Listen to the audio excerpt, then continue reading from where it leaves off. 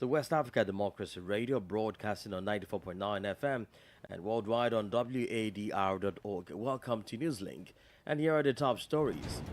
Nigerian authority announces a tripartite commission to ease tensions with neighboring Benin.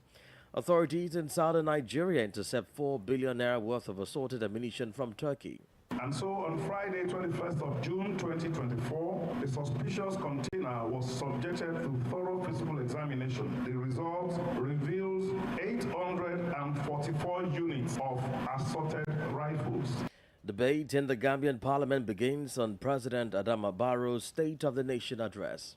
We thank His Excellency, first time in the history of this country since 1965. The rural Gambia, over 90% are now drinking safe, clean drinking water. Giving a consideration and reduction on food items, especially the cost of rice. And the port of Cotonou records heavy loss following crisis with Niger. Please stay tuned for details of these stories and more. Here is Imo Edit with Newslink. Many thanks for joining us and a warm welcome to our listeners in the Gambia, Ghana, Liberia and Sierra Leone. Well, let's begin with an update to the diplomatic row between Niamey and Cotonou, as the Nigerian government has announced the formation of a tripartite commission to resolve the crisis with Benin. Following mediation in Niamey led by former Beninese presidents Nicéphore Soglo and Boni Yayi. According to the Nigerian government's press release, the commission will be made up of representatives of the Niger and Beninese governments, as well as former presidents Boni Yayi and Nicéphore Soglo. Ogeberika has more details. The objective is to initiate a constructive dialogue highlighting the higher interest of the two countries beyond any other consideration. Furthermore, this initiative aims to enable the two nations to engage in dialogue to resolve the crisis triggered by the coup d'etat of July 26, 2023. In Cotonou, President Patrice Talon also expressed his willingness to take action to renew talks in the interest of the two states. Benin and Niger are locked in a growing diplomatic row that has damaged their economies and seen Niger's military rulers switch off a key oil pipeline. Tensions rose after a coup in Niamey last year, and the two countries are now in a tug of war over landlocked Niger's export of oil via the Beninese coast and the opening of their shared border. As relations sour further and the leaders prepare to discuss the fallout at a regional summit next weekend, ties have been strained since the overthrow of Niger's President Mohamed Bazoum in a coup in July 2023. Since then, he has been imprisoned at the presidency. The Economic Community of West African States, ECOWAS regional bloc, imposed sanctions on Niger and Benin, took a headline not least because of the close relationship between Bazoum and Benin's President Patrice Talon. Ogeberika filed that report. Meanwhile, in Mauritania, President Mohamed Ould Ghazouani has secured his re-election for a second term after winning the national vote over the weekend. The electoral body Seni announced that he emerged victorious in the first round with a comfortable margin, garnered 56.1% of the votes. His main opponent, anti-slavery activist Biram De Abid, received 22.1% of the vote and has contested the result, alleging fraud. Rose Samara Kate has more details. The country's Independent Electoral Commission confirmed the results on Monday with a voter turnout of 55% out of the 2 million eligible voters. The Constitutional Court will now review the numbers before announcing the final results. Takwila Leatherham, the spokesperson of Seni, the country's Independent Electoral Commission, stated that no detections have been made so far and no complaints have been received. However, the opposition candidate has expressed a different perspective. The commission consists of representatives from political parties, with its president appointed by the government, leading to accusations of collusion with Ghazouani's regime. His main opposition, anti-slavery Biram De Abid, received 22.1% of voters and has contested this result, alleging fraud. Despite allegations of corruption and mismanagement from his opponents, Ghazouani, the former army chief, remains popular amongst Mauritanians who view him as a symbol of stability. The election occurred amid regional instability, with neighboring countries experiencing military coups and jihadi violence. Mauritania boasts abundant natural resources such as iron ore, copper, zinc, phosphate, gold, oil, and natural gas. That was Rose Samara Kate reporting. In Mali, the special session on economic and financial crimes opened on Monday. During these hearings, which will last for 2 months, more than 50 cases will be charged.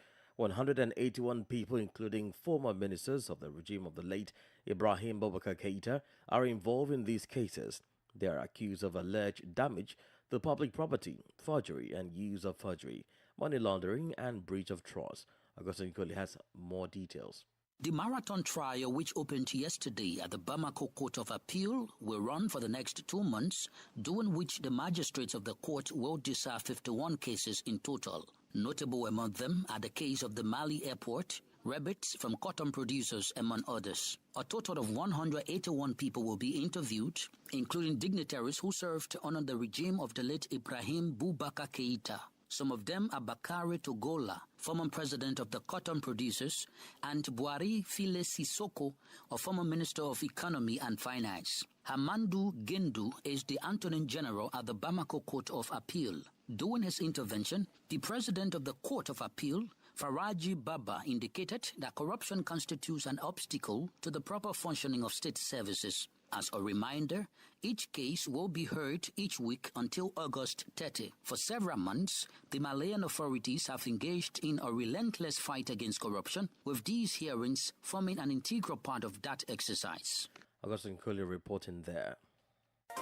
More stories coming up on West Africa Democracy Radio. Newslink continues.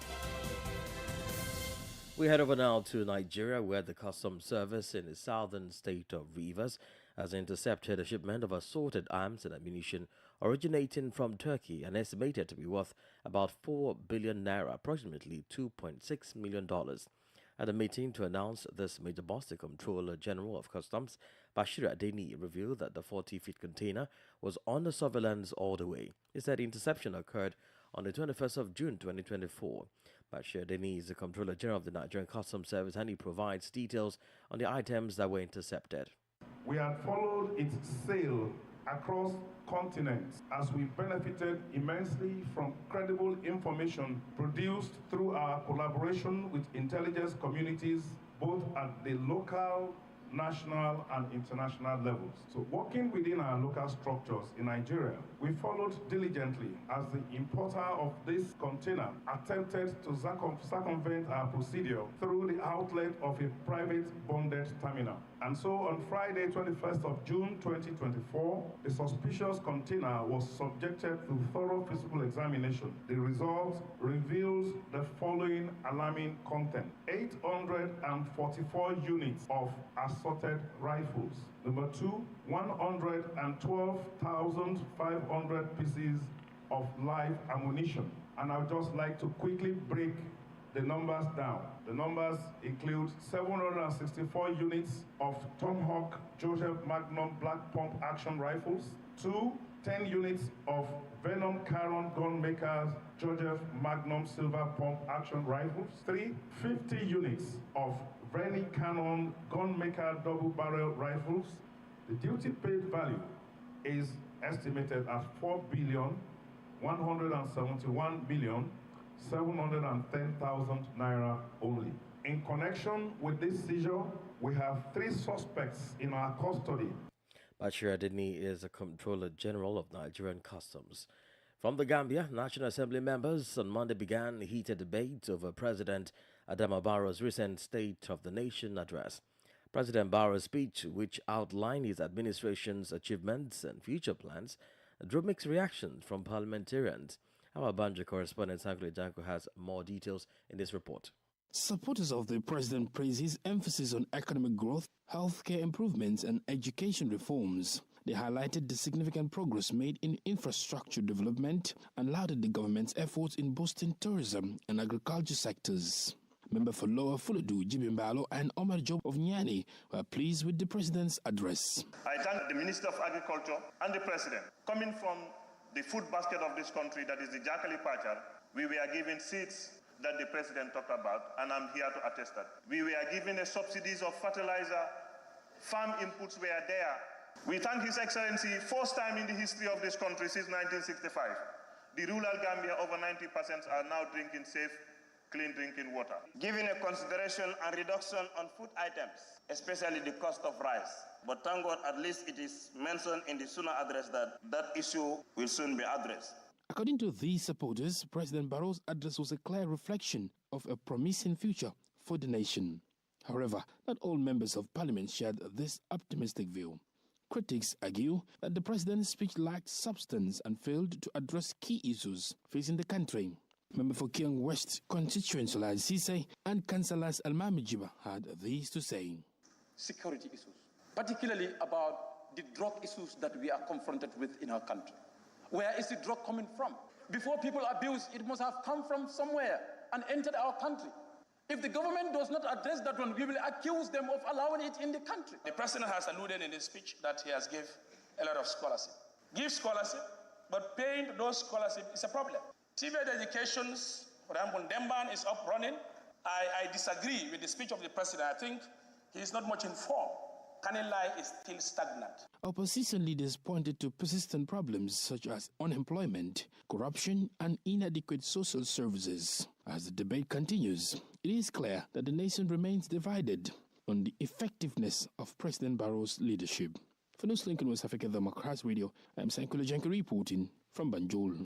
To Liberia now, where at least 3 babies are feared dead following hours of heavy rainfall resulting in flood waters sweeping across several communities in Monrovia and adjacent communities.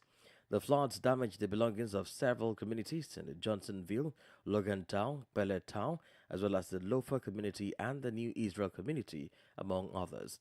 WDR's Monrovia correspondent has been following the development and has filed in this report. The rains have been very heavy over the last few days compared to previous years, resulting in flooding across the capital Monrovia and other adjacent parts of the country. In an interview during the heavy rainfall on Monday, most of these flood victims said they were asleep when the water entered their homes, forcing them out of their home and leaving them homeless. They block all the drainage, so nowhere for water to go. So put it table on one another, paying the blocks, that pay the thing up. I was sleep tonight. All the houses around there are flooded with water, and our mothers and the children are suffering this morning. This is what happening in our community. Our mattress say everything in the water. Like today, say we got to find black to put it on it. Where I gotta go, we sit down here, when it left, we go, we squeeze in the water. Nowhere to go. In the Lofa community along the Monrovia-Kakata Highway, James Cannon, a flood victim, said the early morning rain swept through the community, leaving at least 2 babies dead, with 1 missing. One was sleeping, water clean up. The whole 2 babies left in the water. The incident occurred today. The water clean up was in. So if I do not know, I'll be putting all that the people will be able to come to see their family. Please go for our rescue because it's not easy. When contacted, the National Disaster Management Agency Executive Director Ansu Dole said his agency has launched a passionate plea for assistance to respond to the disaster-affected communities. Liberians are suffering and we do not have that capacity to move in to help them. Budgetarily, we do not have that luxury to move in to help our people. We have called on all our partners to see how well we can help. But our unfortunate situation is that the Ministry of Finance is telling us that they cannot allot any money to us because they don't have it to allot to us. That is our frustration. From Express, the heavy rains are as a result of climate change and the construction of human settlements in lowland areas, and from activities of people who built in wetlands, actions which are against public regulations. For Newslink on West Africa Democrats Radio, I'm Darlington Pogba in Monrovia. Health authorities in Sierra Leone have inaugurated a comprehensive measles rubella vaccination campaign aimed at reaching 1.3 million children across the country. The week-long campaign is scheduled from June 28 to July 4, 2024, and is targeting children aged 9 to 59 months in all 16 districts of the country. Desmond Mada Kangbai, program manager of the expanded program of immunization, highlighted the necessity of the campaign due to recent measles outbreaks exacerbated by the COVID-19 pandemic. He added that the country aims to achieve 95% coverage nationwide within 7 days. Dr. Innocent Nawagira, representing the World Health Organization, praised Sierra Leone's commitment to child health through routine immunization efforts, emphasizing the campaign's role in achieving universal coverage and preventing future outbreaks. Between January and June 2024 alone, Sierra Leone reported approximately 300 measles cases. You're listening to Newslink on West Africa Democracy Radio, broadcasting from Dakar, Senegal. Here is a reminder of our top stories. Nigerian authority announces a tripartite commission to ease tensions with neighboring Benin. Southern Nigerian customs intercept a 4 billion naira worth of assorted ammunition from Turkey. Debate in the Gambian parliament begins on President Adama Barrow's State of the Nation address. And still ahead in the news, the port of Cotonou records heavy loss following crisis with Niger. We do have a press review, guest interview segment, and sports news. Please stay with us. You are listening to West Africa Democracy Radio, broadcasting from Dakar, Senegal.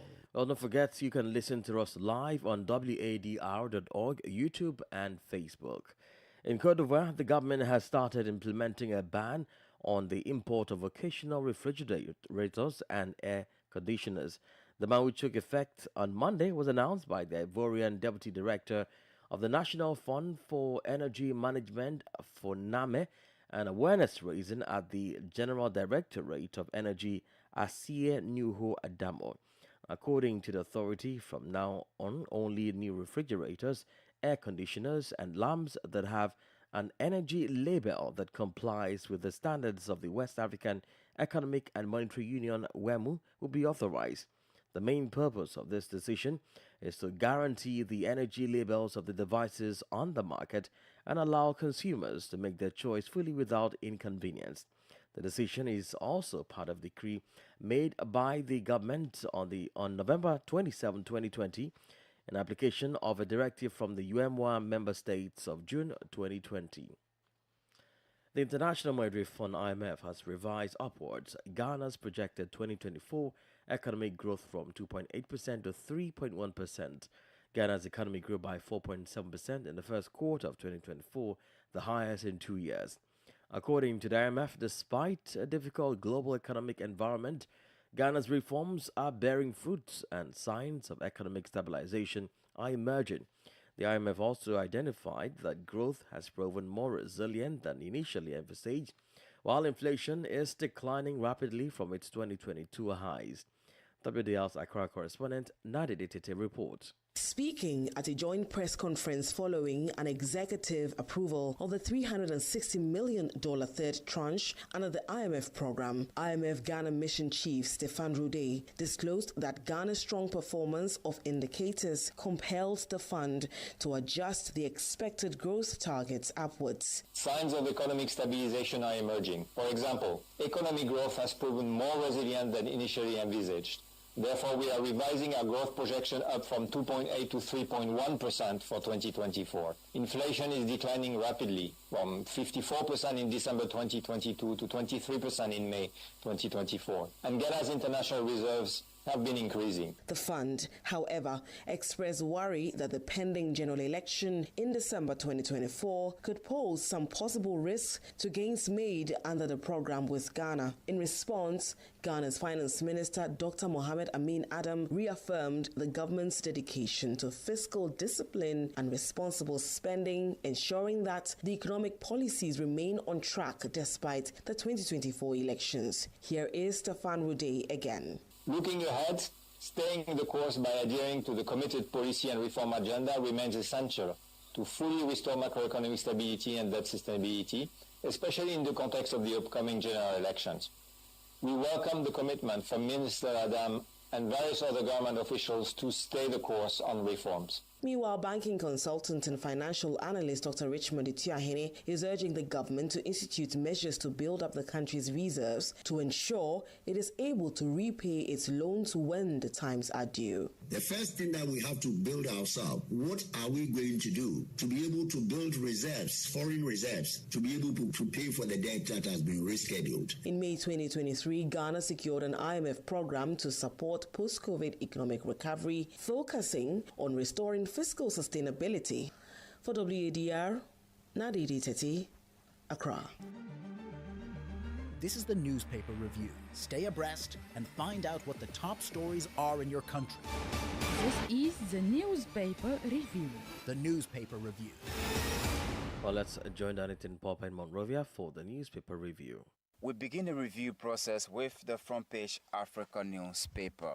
Rejecting the mafia operation, we see the photographs of President Joseph Boakai and schools of foreign dignitaries calling for the right trajectory. We see the photographs of renowned human rights lawyer Councillor Tewonsei Gonglo and Imbato Jonathan Masakwe, who was recently appointed by President Joseph Boakai to head the Office of War Crime. From the front page Africa newspaper, the New Dawn newspaper is next.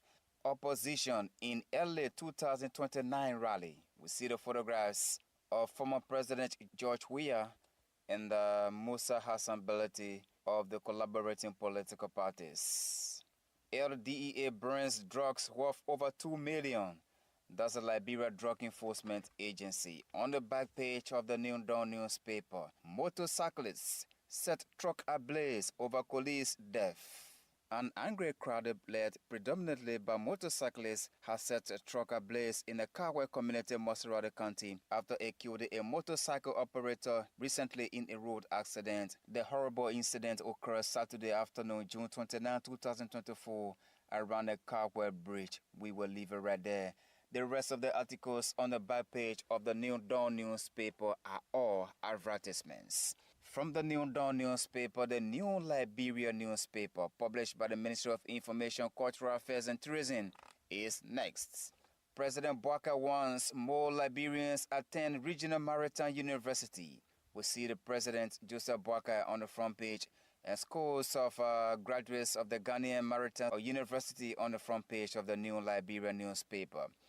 America pledged unwavering support to Liberia. On the back page of the New Liberia newspaper, VP Kun underscores Liberia's capacity to develop renewable energy. That is, I would love to conclude today's edition of Press Review. But before we go, these are the newspapers we actually followed on today's edition. We followed the front page Africa newspaper, the New Dawn newspaper, and the New Liberia newspaper was our last stop. On that note, thank you so much for following Press Review, and bye-bye. Many thanks, Ellington Popper, with a newspaper review. Politics, analysis on major news, social matters, and all. This is A Guest. Following the recent suicide bombings and armed seizure, the defense headquarters has described these as Nigeria receding into a state of war.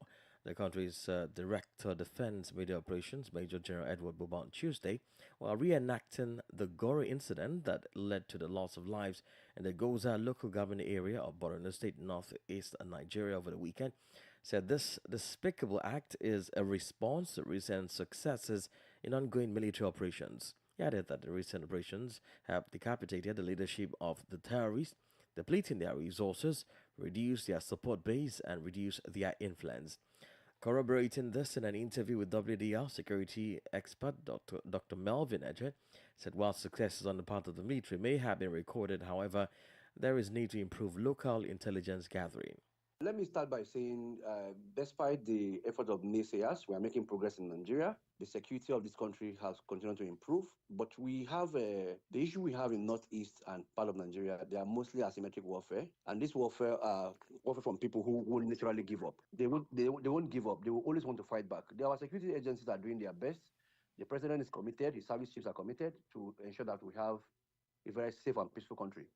However, what happened in Goza is unexpected. It's unexpected, and actually, I think there's a little bit failure of intelligence on that aspect. Okay. But whether we like it or not, in every country, even in the US, in UK, you cannot exonerate completely what happened in Goza, because at a time when the place have received sufficient peace, we're now experiencing a very safe society. We're now experiencing a very safe Goza and safe Northeast completely. We're beginning to have that. Now, in a married setting like Goza, what happened?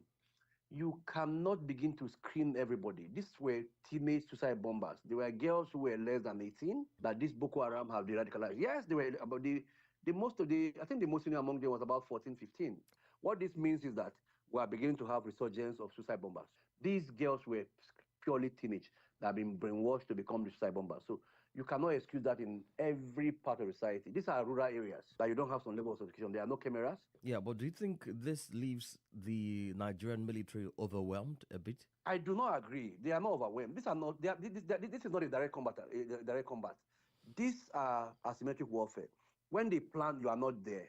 When they go to execute, you are mostly not there. Like the issue of suicide bomber, they didn't come to engage the military. They didn't come to engage the community. Just took the community unaware, enter into them, and to detonate this bomb. So my appeal to them is that they must begin to up their game in intelligence. They must develop local intelligence. They must work closely with the community and begin to look closely to where crowd. Because from what this is telling us is that suicide bombing era is here again. And no part of this country is safe as it stands today. So we need to deploy more intelligence to the motor parks, to gatherings, to churches, to mosques to ensure that these people are not infiltrated. We must go back to the issue of scanning. How can we separate these powers? Because we see the military in Nigeria doing the work of the police. I think you are trying to drag me into a topic I've always tried to run from. But let me answer you directly.